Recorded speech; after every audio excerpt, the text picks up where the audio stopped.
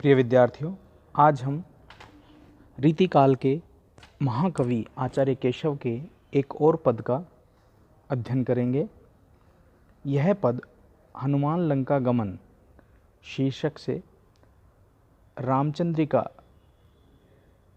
से लिया गया है। ये हम जानते हैं कि रामचंद्रिका केशव की सबसे महत्वपूर्ण कृति है, जो कि विभिन्न कांडों के अंतर्गत विभाजित है और उसमें हनुमान के लंका गमन का बहुत ही रोचक वर्णन किया गया है। यह पद हमारी पाठ्य पुस्तक में संकलित है और व्याख्या के दृष्टिकोण से भी महत्वपूर्ण है। तो पद इस प्रकार है। हनुमान लंका गमन। हरि कैसो वाहन की विधि, कैसो हेम हंस, लीक सी लिखत नभ पाहन के अंक को।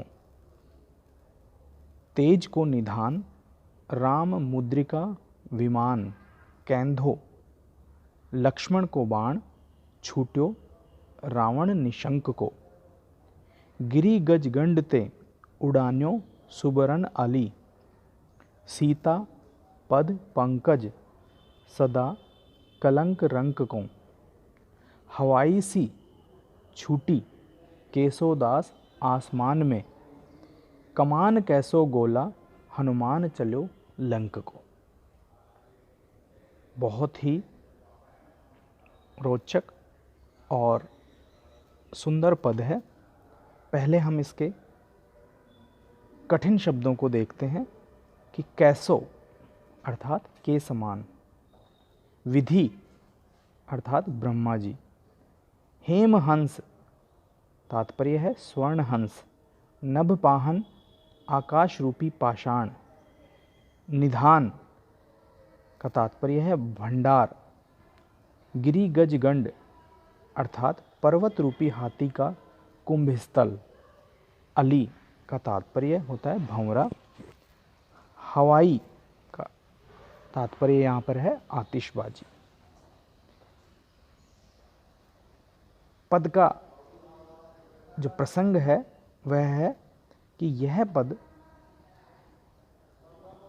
रामचंद्रिका के हनुमान लंका गमन प्रसंग से है, जिसमें कवि केशव ने जब हनुमान जी एक पर्वत से छलांग लगाकर लंका की ओर प्रस्थान करते हैं तो उनके शक्ति और सौंदर्य को देखकर सभी अभिभूत हो जाते हैं और उसी प्रसंग को बहुत सुंदर शब्दों में कवि केशव वर्णन कर रहे हैं। कवि केशव कहते हैं कि जब उन्होंने अर्थात श्री हनुमान ने पर्वत पर से लंका की ओर छलांग भरी तो ऐसा प्रतीत हो रहा था मानो वे भगवान श्री हरि विष्णु के वाहन गरुड़ हों या फिर स्वयं ब्रह्मा के वाहन स्वर्ण हंस हों। आकाश रूपी कसौटी अर्थात पत्थर पर स्वर्ण रेखा सी खींचते हुए तीव्रता से आगे बढ़ते जा रहे हों। श्री हनुमान जी उस समय शक्ति, शौर्य और संयम के एक तेज पुंज के रूप में प्रतीत हो रहे थे। वो ऐसे लग रहे थे मानो उन्हें प्रभु श्री राम के द्वारा दी जाने वाली अंगूठी ही विमान बन गई हो और वे उसी पर सवार होकर उड़ गए हों, अथवा ऐसा प्रतीत हो रहा था मानो अहंकारी लक्ष्मण ने कोई तीव्र बाण छोड़ा हो,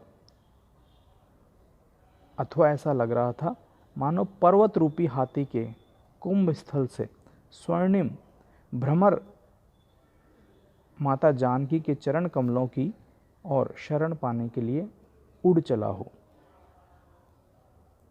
अथवा कभी कभी ऐसा प्रतीत हो रहा था कि मानो किसी ने तेज आतिशबाजी की हो या फिर कोई तोप से एकदम से कोई गोला छोड़ा गया हो जो लंका की ओर उड़ चला हो। इस प्रकार यह पद हनुमान जी के लंका गमन के समय शक्ति और सौंदर्य की समन्वित एहसास कराने वाला है। एक बार फिर से हम देखते हैं कि हरि कैसो वाहन की विधि कैसो हेमहंस, कि जब हनुमान लंका गमन के लिए पर्वत पर से छलांग लगाते हैं तो ऐसा लगता है कि या तो स्वयं श्री हरि विष्णु का वाहन गरुड़ हो या फिर श्री ब्रह्मा जी का स्वर्ण हंस हो। और जब वो गमन करते हैं तो एक लीक सी आसमान में छप गई हो, या फिर ऐसा लगता है कि वो स्वयं राम द्वारा उन्हें जो अंगूठी प्रदान की गई हो उसी को वाहन के रूप में, अर्थात उसी को विमान के रूप में लेकर उड़ चले हों, या फिर वीर और अभिमानी लक्ष्मण ने कोई बाण का संधान किया हो जो कि रावण के शंका को और अधिक बढ़ाने वाला हो, या फिर पर्वत रूपी हाथी के गंड स्थल से जो रिसने वाला रस हो, जहाँ से एक भ्रमर ने उड़ान भर के माँ सीता के कमल रूपी पाँव की ओर शरण लेना चाहता हो, या फिर ऐसा प्रतीत होता है कि मानो आसमान में एक त्वरित आतिशबाजी की हो, या फिर एक तोप से एक गोले का संधान किया हो लंका की ओर। तो यह पद राम चंद्रिका से हनुमान लंका गमन से उद्धृत है। अगर हम इसके कलात्मक सौंदर्य की बात करें तो प्रस्तुत अवतरण में उत्प्रेक्षा, रूपक और उपमा अलंकार का बहुत सुंदर सामूहिक प्रयोग किया गया है।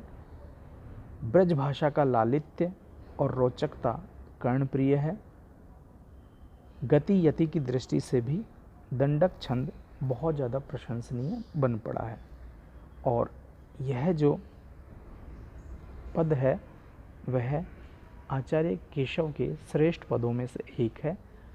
तो हमें इसे व्याख्या के दृष्टिकोण से भी विचार करने की आवश्यकता है।